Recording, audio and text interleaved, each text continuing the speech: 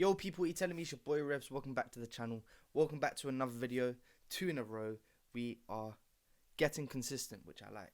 Anyways, you can tell by the title, today's going to be more of a talky video. I'm going to be doing this every month, and it's going to be a video where I go through what I've learned in that month. And I put a poll up on my Instagram the other day whether you wanted to see it, and there was quite a lot of you who said that you would be interested in seeing it. So yeah, I feel like it's good for me personally because I can look back on this video in a year's time or in a couple of months time and see my progression as a producer.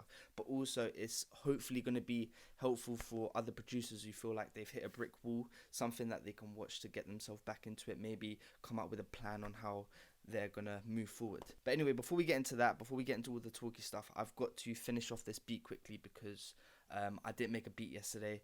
I was not feeling it. My head was just mangled and I had a bit of a hangover, so yeah. So I've started off with this chord progression right here, which I made a couple of days ago, and I just thought I wanted to make something a bit deep, something to make you know, cry. Anyway, to make sure that this melody was full and there was no gaps in it, I've copied it over to this VST called Vital, which I've talked about in previous videos. As I said, great VST. And I've also added a sample delay on it so that it fills out your headphones a bit more. Just a simple EQ and a compressor. And now I'm just gonna bounce this out into an audio file because my CPU eats up MIDI for some reason.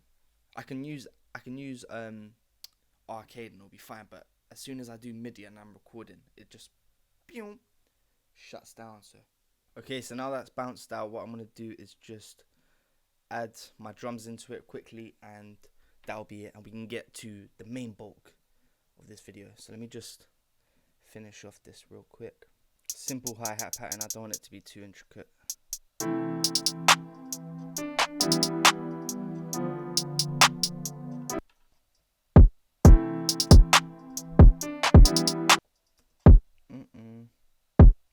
Nice and simple. I don't want the kicks to fill up too much.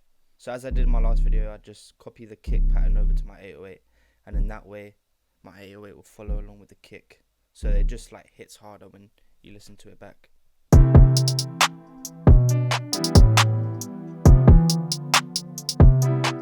What I'm gonna do here also is just cut this bit here, and then with this part of the stem I'm just gonna use my fade tool, fade it in, but instead of actually fading it, I can click this top corner and press slow down, so now when I play it back it will slow down the sample just before the drop and it will sound much better.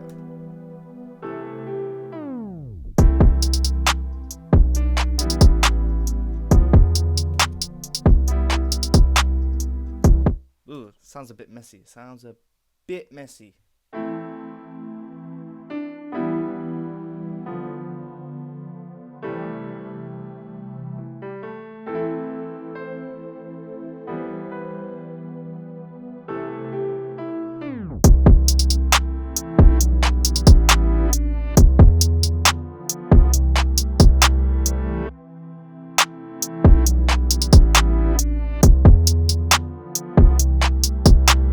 Okay, so as you can tell by the title down below, I'm going to be mainly talking about how I sold my first beat. But before we get into it, I just wanted to give a bit of a backstory to how I feel like I've grown. Because about 2 or 3 months ago, I was only on about 110 followers. And I feel like when I knuckled down and decided to make content that I thought was eye-catching, that was the moment I started to sort of skyrocket. And I got from about 100 followers to 400 within 2 or 3 weeks. The way I look at Instagram at the moment is that it is really saturated with loads of people doing the same thing. So when I sat down, I thought to myself, what can I do to break that mold? What can I do to stand out amongst thousands and thousands of producers doing the same thing? So obviously the first thing that I thought of was making videos. So I started making beat tutorials and giving summaries on how I made my beats, giving tips on how to make melodies quickly, little things like that. And when I started doing those things and when I started making content that was more engaging, my following just started to snowball a bit. And I think I went from 100 followers to about 300-400 within a matter of weeks, I think. I think this goes smoothly onto how I sold my first beat because I didn't actually reach out to this artist. This artist reached out to me and he asked me for a beat. And as you know, it's not usually the artist who reaches out to you to buy a beat. It's quite literally the other way around. I remember when I first started doing Instagram, and I'd spend the whole day just DMing artists and trying to hit a sale.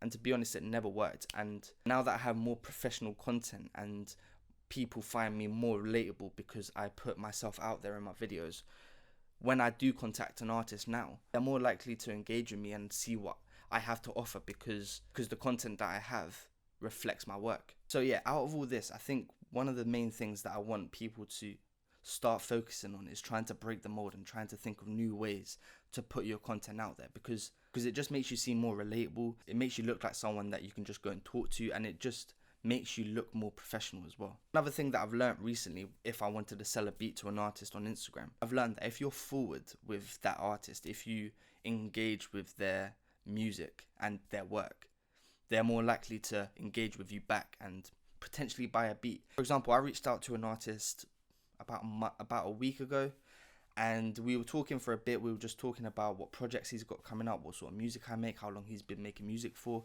And when the conversation came up, when I started to ask him if he was looking for any new beats, is he working on any new projects that he needs help on, he DM'd me back and he was like, yeah, that's good, man. Send me some of your work, I'll give it a listen to, and we can go from there.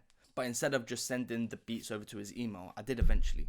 But one of the things that I thought could break the mold is if I ask him if he was up for a FaceTime or a call, so that we can engage a bit more, we can talk a bit more, and we can like listen to beats together. And I feel like when I asked him if he was up for a call and he said yes, I feel like that was the point where we've actually built a relationship. And from making that genuine connection together, we've gone on to starting to work together on a project he's got coming up. So yeah, the more that you're forward and the more you seem relatable is the point where you're going to be more likely to sell more beats. Anyway, if you like this video and you want to see this sort of content again, I'm going to be trying to upload this sort of content every month where I just sit down and talk to you lot.